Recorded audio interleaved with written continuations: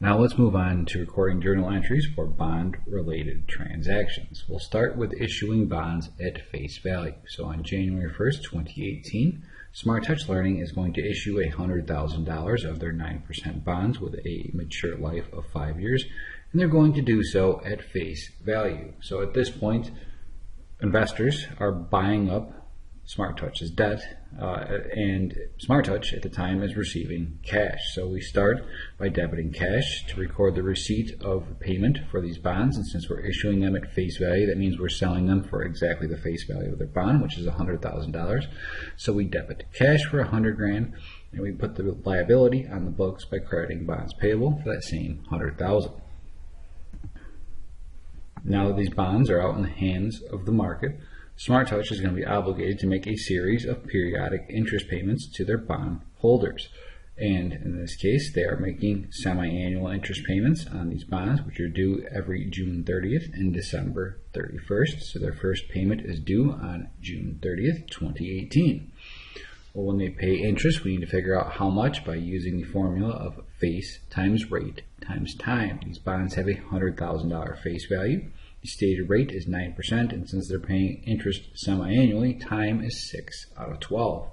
So 100,000 times 0.09 times 6 out of 12 is 4,500. We're going to debit interest expense for $4,500. We're going to credit cash for $4,500 to record the payment of semi-annual interest on our bonds payable.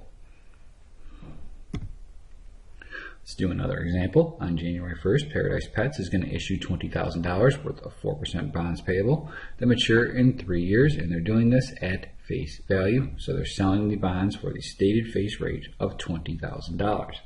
Well, since they're selling them for $20,000, that's the amount of cash that Paradise Pets is going to receive. So they debit cash for $20,000. They put the liability on the books by crediting bonds payable for $20,000. And the journal entry will record the issuance of bonds at face value.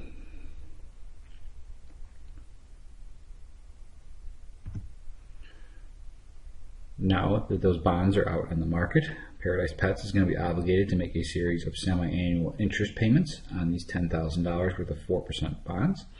So to figure out how much each interest payment is, you take the face value of the bond times the stated rate times the amount of time. They're $10,000 bonds with a stated rate of 4% interest, and they're making a semi-annual payment, so time is 6 out of 12. 10,000 times 0.04 times 6 out of 12 means that the interest payment amount in this case is going to be $200. And we record the payment of interest by debiting interest expense for the amount of interest, which is $200, and we're actually paying this money to our bond holders, so we're going to credit cash to decrease that account for the same $200. In the journal entry to record the semi-annual interest payment on our bonds payable.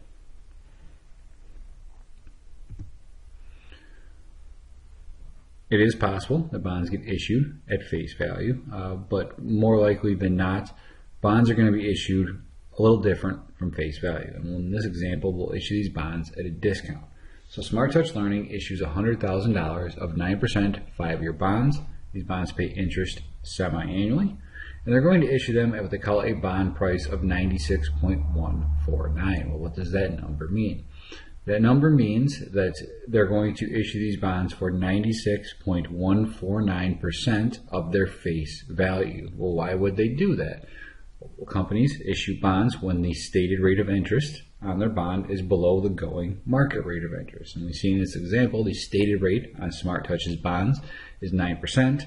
However, the going market rate of interest is 10%. And if we try issuing these for $100,000, an investor is going to look and say, okay, I can pay $100,000 for bonds that pay 9% interest, or I can pay $100,000 for bonds that pay 10% interest. I'm going with a 10% interest. So to make it reasonable that they'd want to buy these bonds, we have to issue for less than face value. And we've gone and we've looked it up. There are tables that people make for these type of things, and seen that the proper price to issue this at is 96.149% of face value. So the amount of cash that we receive can be found by taking face value and multiplying it by bond price. And again, bond price, even though it's commonly not shown that way, is always a percentage. So that 96.149 in decimal form is 0.96149. So if we multiply that $100,000 by 0.96149, we determine that Smart Touch Learning is going to receive $96,149 worth of cash when they issue these bonds at a discount, so we debit cash for that amount. I'm going to skip a line and go down to the bottom line, which is the credit to bonds payable, and it goes on the books for $100,000. Why? Because at the end of this bond's life, even though we're issuing it at a discount now, we're still going to be obligated to repay our bondholders the full face value. We owe $100,000 5 years from now when those bonds become mature, so we're going to put the liability on the books for that much, and that is true all the way throughout any transaction you have for the issuance of bonds. Bonds payable always goes on the books at face value. Well, we're only receiving $96,149 for bonds that are supposed to be worth $100,000. So what we're doing is we're giving our bond holders that are buying these from us a discount. And that is recorded by debiting in a contra liability account called discount on bonds payable. And it is for the difference between the face value of the bond and the amount of cash you're receiving at the time of issuance. $100,000 minus $96,149 is $3,851.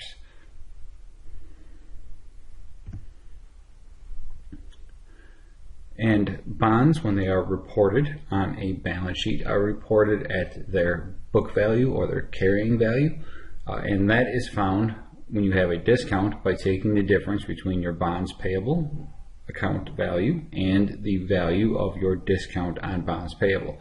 Since discount on bonds payable is a contra account, it is tied to another account but reduces its value, and in this case it's reducing the value of our bonds payable.